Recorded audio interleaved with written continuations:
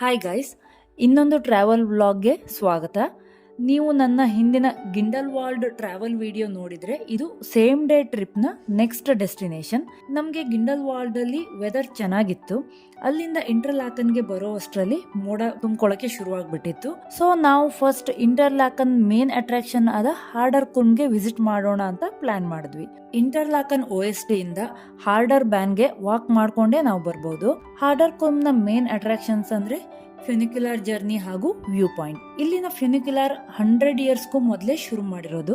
ಫ್ಯುನಿಕ್ಯುಲರ್ ನಲ್ಲಿ ನಾವು 1322 metres height ಇರುವಂತರ ಹಾರ್ಡರ್ಕುಲ್ಮ್ಗೆ just 10 minutes ಅಲ್ಲಿ ರೀಚ್ ಆಗ್ಬಿಡ್ಬಹುದು. ಈ ಫ್ಯುನಿಕ್ಯುಲರ್ ಟ್ರ್ಯಾಕ್ 64% ಇನ್ಕ್ಲೈನ್ಡ್ ಸ್ಲೋಪ್ ಅಲ್ಲಿ ಇದೆ. ಸೊ ಈ 10 ಮಿನಿಟ್ಸ್ ಟ್ರಾವೆಲ್ ತುಂಬಾ ಥ್ರಿಲ್ಲಿಂಗ್ ಆಗಿರುತ್ತೆ. ಫ್ಯುನಿಕ್ಯುಲರ್ ಅಲ್ಲಿ ಫ್ರಂಟ್, ಬ್ಯಾಕ್ ಸೈಡ್ ಹಾಗೂ ಅಪ್ ಸೈಡ್ ವ್ಯೂಸ್ ಕೂಡ ನಾವು ನೋಡಬಹುದು. ಏಪ್ರಿಲ್ ಇಂದ ನವೆಂಬರ್ ವರೆಗೂ ಫ್ಯುನಿಕ್ಯುಲರ್ಸ್ ಆಪರೇಟ್ ಆಗ್ತಾ ಇರುತ್ತೆ. ಸೊ ನೀವು ಈ ಟೈಮ್ ಅಲ್ಲಿ ಸ್ವಿಟ್ಜರ್ಲ್ಯಾಂಡ್ ಗೆ ಟ್ರಾವೆಲ್ ಮಾಡೋದಿದ್ರೆ ಈ ಪ್ಲೇಸ್ ಅನ್ನು ಕೂಡ ನಿಮ್ ಡೆಸ್ಟಿನೇಷನ್ ಲಿಸ್ಟ್ ಅಲ್ಲಿ ಆಡ್ ಮಾಡ್ಕೊಳ್ಬಹುದು. ಫ್ಯುನಿಕ್ಯುಲರ್ ಅಲ್ಲಿ ಮೇಲೆ ಹೋಗ್ತಾ ಹೋಗ್ತಾ ಲೇಕ್ ತೂನ್, ಲೇಕ್ ಬ್ರಿಯನ್ಸ್, ಇಂಟರ್ಲಾಕನ್ ಸಿಟಿ ಇವುಗಳು ಕೂಡ ಕಾಣಿಸುತ್ತೆ. ಅಷ್ಟೇ ಅಲ್ಲ, ಯುಂಗ್ಫ್ರೌ ಮೌಂಟೇನ್ ರೀಜನ್ ಕೂಡ ನಾವು ನೋಡಬಹುದು. ಇವಿಷ್ಟು ಹಾರ್ಡರ್ಕುಲ್ಮ್ ಬಗ್ಗೆ ಜನರಲ್ ಇನ್ಫಾರ್ಮೇಶನ್ಸ್ ಆಯ್ತು. ನಮ್ಮ ಎಕ್ಸ್ಪೀರಿಯನ್ಸ್ ಹೇಳ್ಬೇಕು ಅಂತಂದ್ರೆ, ನಾವು ಹಾರ್ಡರ್ ಬ್ಯಾನ್ ಹತ್ರ ಬಂದಾಗ್ಲೇ ಮೋಡ ತುಂಬಿದ ವಾತಾವರಣ ಇತ್ತು. ನಾವು ಫ್ಯುನಿಕ್ಯುಲರ್ ಹತ್ತಿ ಮೇಲ್ ರೀಚ್ ಆಗುವಷ್ಟರಲ್ಲಿ ಮಳೆ ಶುರುವಾಗೇ ಬಿಡ್ತು.